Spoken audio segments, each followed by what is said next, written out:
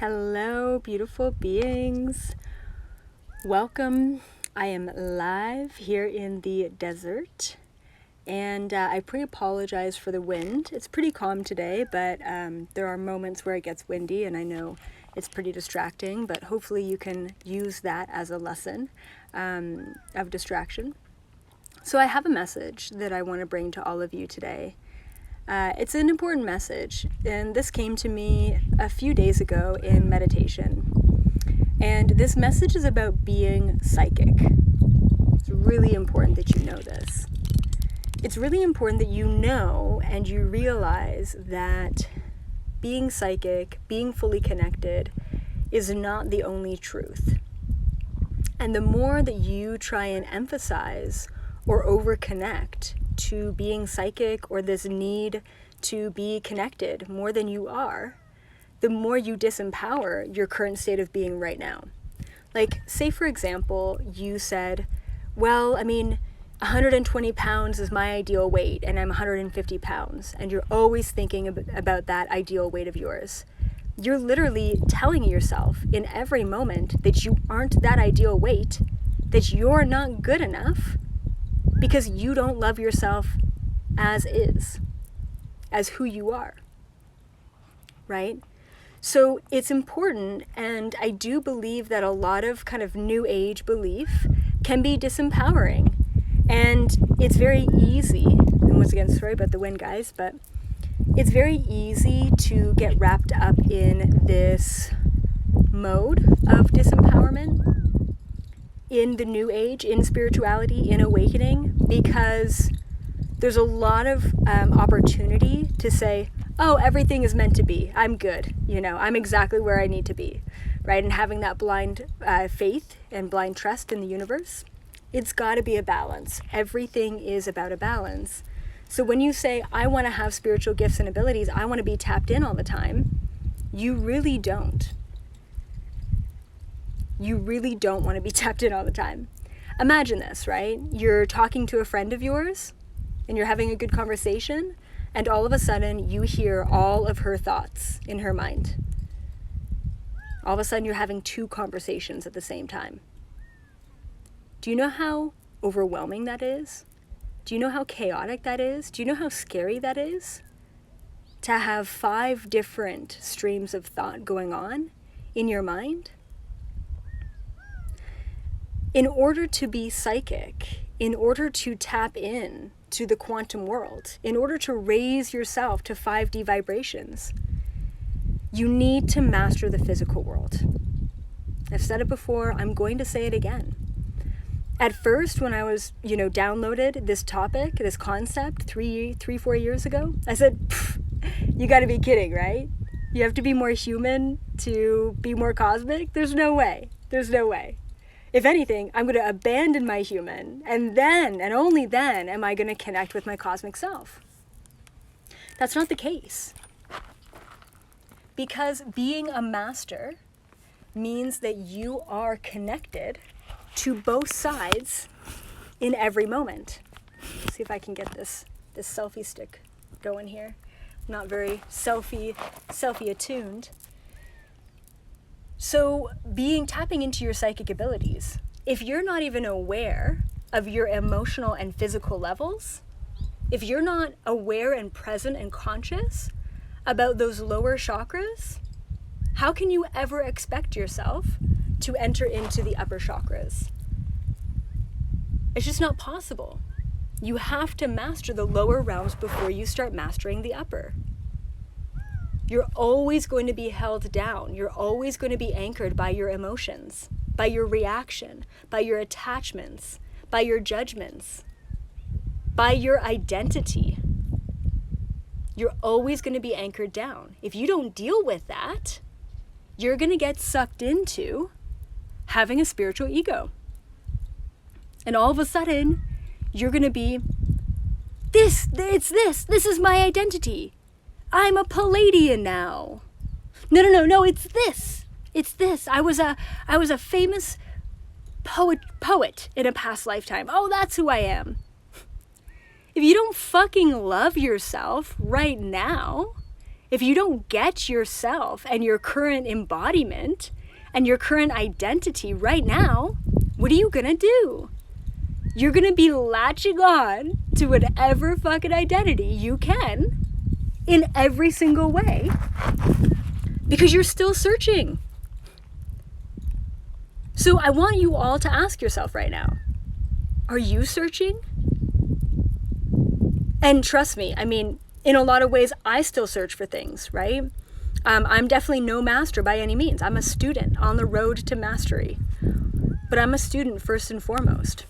There are still things that I desire. And if you desire anything, if you have a need, have an attachment for anything in any element or aspect of your life, then you're still keeping yourself 3D. You're keeping yourself small. So now I want you to take that one step further. What are you searching for? And seriously, guys, there are an infinite number of things that you could be searching for.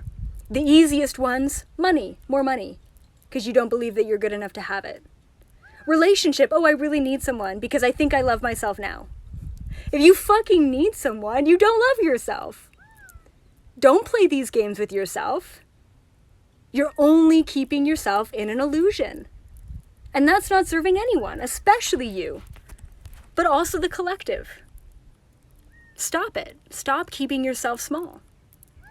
You could be searching for emotional validation from your family members. And that's why you don't speak up about spirituality, because you're living your life through obligation and you don't feel unconditionally connected to your soul. So you're looking for conditional validation and acceptance for your body, for your human, for your current state of self. Do you see how it all ties in? Each one of you, if one of you said, I'm a master, I would call bullshit. I don't care if you have 1 million followers or if you have, if you have all the money in the world or whatever. If you said you're not searching for anything, you probably wouldn't be human, and a lot of us aren't, right? That's besides the point. But it's really important that you deal with and you figure out your human reality existence before you fully step in and enter into the 5D spiritual, high vibrational existence. You're only ever going to roll over your attachment to identity and your need for validation in the spiritual world. And the problem is that if you're not aware enough, then you're going to get sucked into, what is it called when people use spirituality to diffuse? Bypassing, spiritual bypassing. You're going to get sucked into spiritual bypassing if that's the case. So if you're like, I don't have any money, but you know what? I don't want any money. Are you just convincing yourself that you don't want money and that you don't need money? It gets entangled. It gets quite chaotic inside, when you're not fully aware of things. So it's very important that we all, once again, ground ourselves in the human. Check in with your human. Make sure that physically you're eating properly, you're drinking enough water, you're working with your physical body, right? Because the easiest way to anchor yourself to this 3D is to be in a body that you hate. And it doesn't mean that you have to all of a sudden change your body to be one that you love, like losing a lot of weight or what have you. It means that you have to love what you gave yourself. Change your perception around your body. If you have any struggles with your physical body in any way, could be aches and pains, could be overweight, could be, an addiction to food, whatever it may be, you're going to anchor into the 3rd dimension frequency. If you have any issues in your emotional space whatsoever, you're going to have issues being anchored in the 3rd dimension density. Your emotions take you on a roller coaster ride of chaos, and it anchors you in to the 3rd dimension density. Fear, love, attachment, conditions, obligation, judgment. So those are all emotions. It doesn't mean that you don't have emotions in 5D. Not at all. It doesn't mean that you don't feel shitty in 5D. Not at all. It means that you can observe all of your emotions and you can observe all of your resistance to your body objectively. You're not getting pulled into the physical world. You're not getting sucked into the emotional world. After you deal with your physical issues, your attachments, your resentments, your judgments, and you stop fucking feeding the physical world, then you move on to emotional. Then you got to deal with the entanglement that you've created in lifetime after lifetime after lifetime. Then you got to untangle that mess. You got to cut cords. You got to listen to yourself. You have to set up healthy boundaries, because I know all you empaths out there, you're taking on way too much. And I have to just remind you that you're choosing to do that. You're choosing to take all that on. That's you. That's no one else. The second that you deal with your emotions and you can be in a place of objective neutrality in every moment, no matter what moment it is, bam!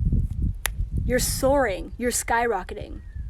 So you know how most of you have these divine, beautiful, blissful, cosmic, euphoric moments of experiencing the connection of everything all at once, and then all of a sudden 2 seconds later you're back into fear and rejection and negativity and reaction?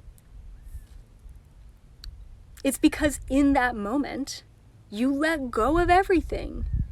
In that moment you were okay with everything. And the second that you create that clarity and that space within your mind is the second that you're going to experience infinite source consciousness. The problem is that even in quarantine, we're not creating that space. We're not allowing ourselves to create that space. A lot of people are continuing to distract themselves because they're scared of the new world. They're scared of having to change every aspect of their lives. And the second that you overcome that fear of change, especially change within your physical and your emotional realities, is the second that you enter into 5D consciousness.